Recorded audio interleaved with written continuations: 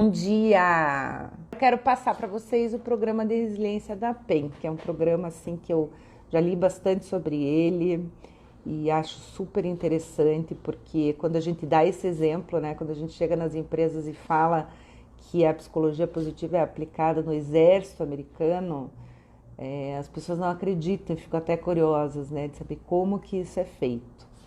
Então, o Christopher Peterson e o Martin Seligman, foi uma iniciativa deles, né, criaram o programa de resiliência da PEN. E eles foram recrutados pelo exército americano, que estava ainda meio com dúvida, né? Deixa eu ver se vocês podem fazer isso pela gente mesmo, né? E para desenvolver um programa de resiliência. Então, já que a psicologia positiva é tudo isso, já que vocês podem fazer tudo isso com as escolas, que tal vocês irem fazer aqui no Exército e lidar com soldados do pós-guerra, com pessoas que sofrem bastante trauma, que veem os colegas morrerem ali diariamente. E aí, o Exército americano não é que nem o Exército brasileiro, né? A gente sabe que eles passam por guerras, né, por situações assim bem traumáticas. E aí eles fizeram um programa lá de resiliência, onde vários pesquisadores que a gente conhece dentro da psicologia positiva fazem parte, ou pelo menos iniciaram alguma iniciativa lá. E o programa, foi gasto nesse programa 145 milhões de dólares para poder desenvolver isso. E aí eles têm quatro aspectos que eles consideram importantes para o bem-estar do soldado, do sargento, de qualquer escala, né? Que é o aspecto familiar. Então eles trabalham muito com a família dos soldados, né? O que é feito aqui também é replicado na família. O aspecto social, o aspecto, além do físico, né? O físico estaria no centro disso tudo aí. O aspecto emocional, que para você construir resiliência, você tem que trabalhar o aspecto emocional. E, pasmem, o aspecto espiritual. Eles trabalham esses 4 aspectos com os soldados. E aí, o início do programa é assim, eles fazem primeiro um teste de aptidão emocional. Então, as pessoas vão lá, fazem um teste para entender onde elas se encontram, para entender que caminho que elas vão fazer, porque as pessoas fazem o próprio caminho, tá? Tem trilhas online que as pessoas vão assistindo conforme o resultado desse teste. As trilhas passam por as trilhas passam pelo emocional, né, por aqueles 4 aspectos que eu falei. Então a pessoa lá tem treinamentos online sobre emoções, sobre como lidar com as emoções, e quem toca, não sei se ainda toca, mas quem começou essa parte emocional, quem montou, né, essa estrutura do emocional, foi a nossa queridinha da psicologia positiva, que foi a Bárbara Fredrickson, com a teoria Broad and Build. Então, a intenção dessa trilha emocional é ajudar a ampliar as emoções positivas, que é o que a gente faz na PP, e construir, né, e lidar melhor com as situações adversas, enfim. E aí depois, o módulo obrigatório do crescimento pós-traumático. Dentro desse módulo, eles falam sobre crenças, sobre sabotadores mentais, sobre como construir um modelo mental diferente, né? Sobre o mindset. Eles estimulam, isso que eu achei legal. Estou lendo aqui, tá, gente? Porque tem muita coisa interessante e eu não sei tudo de cor. Eles estimulam os soldados a contarem as suas histórias, porque através das histórias eles entendem que as pessoas conseguem esvaziar, né, aquele sentimento ruim. Então eles estimulam os soldados a não guardarem só para eles. Então, além dos treinamentos online, tem alguns treinamentos presenciais que são feitos pelos próprios sargentos e pelos líderes que fazem o programa de resiliência para serem multiplicadores. Eles vão lá na Universidade da Pensilvânia se formam lá e trazem isso para trabalhar com soldados aqui. Olha que legal. É super interessante, Raquel, super. E daí aqui trabalham valores com os soldados, que a gente trabalha muito dentro da PP também, e o olhar para o positivo. Então trabalham as forças de caráter, aprendizados, como melhorar, que oportunidades que eles têm com as situações, né, que não são tão legais. Então, é aquele olhar que a gente conversa muito aqui sobre o que essa situação, né, vamos pensar aqui no isolamento, o que essa situação está me trazendo de bom, que olhar que eu posso ter para isso, que oportunidades que estão aí, o que eu estou aprendendo com isso. Tudo isso é trabalhado com os soldados também da mesma forma, né? Para eles conseguirem ter esse olhar, não um olhar de revolta, nem de vitimização, mas entender isso. Então você vê, passa pelos sabotadores, pelas crenças, construindo crenças novas, depois passa por essa questão do fortalecimento, das forças, das histórias, construção de histórias positivas, descoberta do positivo dentro do caos, tudo isso eles fazem. Isso é só dentro do módulo do crescimento pós-traumático. Daí vem o módulo das emoções, depois vem o módulo das relações, para a gente construir recursos relacionais. E justamente o que a gente falou sobre a resiliência, né? De ter a rede de apoio. E como lidar com essa rede de apoio. Porque o que acontecia? O soldado, quando passava por uma situação traumática, ele ia para casa e ele descontava na família.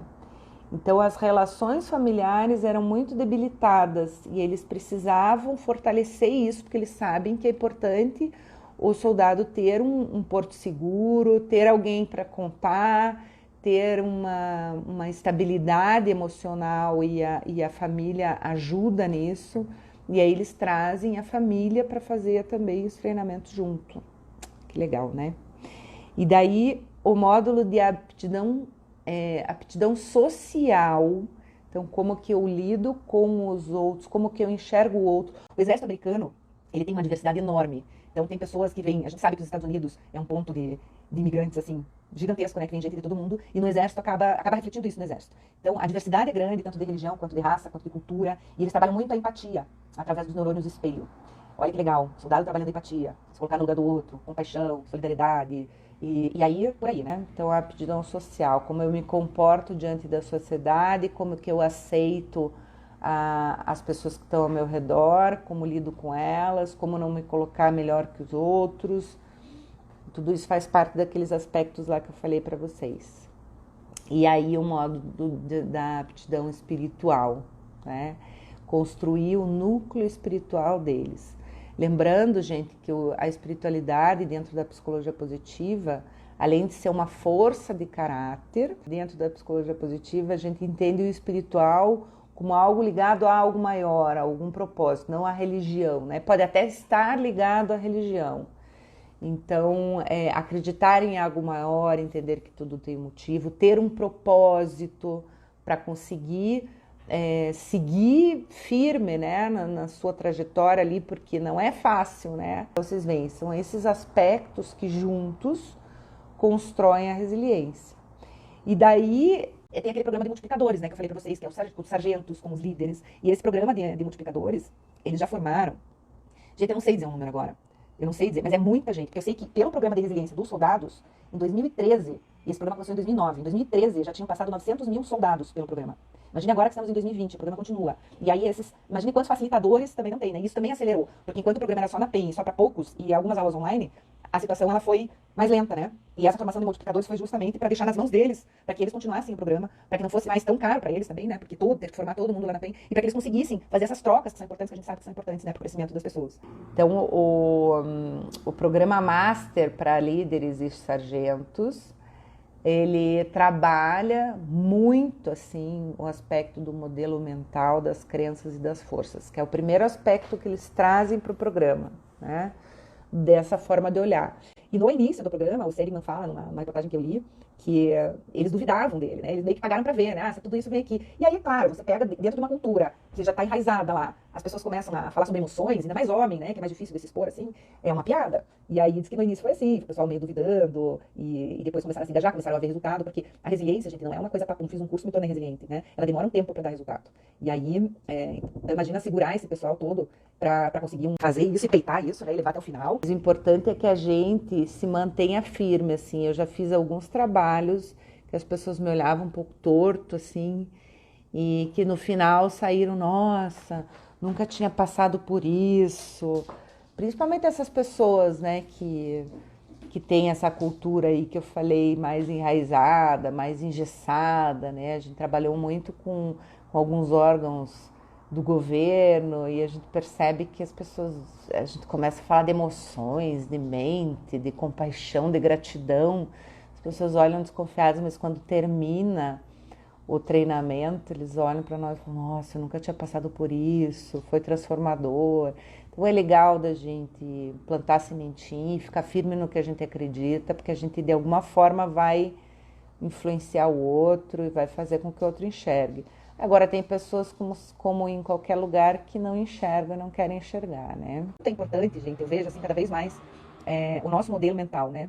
Para que a gente entenda as situações, isso que eles fazem do exército de trabalhar a visão deles sobre as situações traumáticas, né? Como que eles podem enxergar de outra forma, isso é maravilhoso, né? Imagina um monte de soldado ali falando sobre isso. Bom, pessoal, acho que só esse programa já tem, assim, já dá muitos insights para nós, né? De ver como que a gente consegue aplicar isso dentro das nossas comunidades, dentro das nossas empresas, dentro da família. O ano passado, a gente foi convidado, eu e o Fernando, para participar de um programa, era de uma empresa francesa, que estava aqui no Brasil e em outros países, para implantar um programa de cidades inteligentes, mas entender o que é bom para fortalecer as cidades, né? Para criar cidades mais saudáveis, com mais qualidade de vida, com mais satisfação. E a gente participou dessa iniciativa, a iniciativa ainda está caminhando, mas a gente vê que são iniciativas assim, que não ganham força, né? Se não tiverem alguém por trás, se não envolver política, isso me dá uma preguiça enorme, né? Porque a gente quer mudar o mundo, só que a gente não quer se envolver em política e aí a gente acaba plantando sementinhas e a coisa acaba demorando mais, né? Mas eu entendo que não só a resiliência, que é um tema da PP, mas todos os aspectos da psicologia positiva podem mudar o mundo. E a gente sabe que tem áreas e tem áreas do conhecimento que também são capazes de fazer isso. E hoje a gente sabe que a competência a gestão emocional, ela é importante, ela tem que ser ensinada nas escolas, né? E isso pode ser um grande passo. Só que para você promover dentro de uma empresa, dentro de uma família, você promover uma cultura diferente, né? Mudar essa forma de enxergar e de pensar, demoram menos tempo. Agora, para você mudar a cultura de uma cidade, de um país, uns hábitos, né? Você tem aí de 20 a 30 anos para conseguir fazer com que uma cultura seja inserida dentro da sociedade. Salvo casos em que a gente passa por alguma adversidade muito grande enquanto comunidade, que é o que está acontecendo com a gente agora. Então esse é o momento que eu entendo para a gente se unir e para procurar sensibilizar as pessoas para esse novo olhar. É por isso que eu estou aqui toda manhã também, e para a gente conseguir mudar, né? Não só a gente, nossa casa, as comunidades, as próximas gerações, as empresas, tá bom? Então um beijo para vocês, gente. Até amanhã. Nos encontramos aí no mesmo bate-horário, tá bom?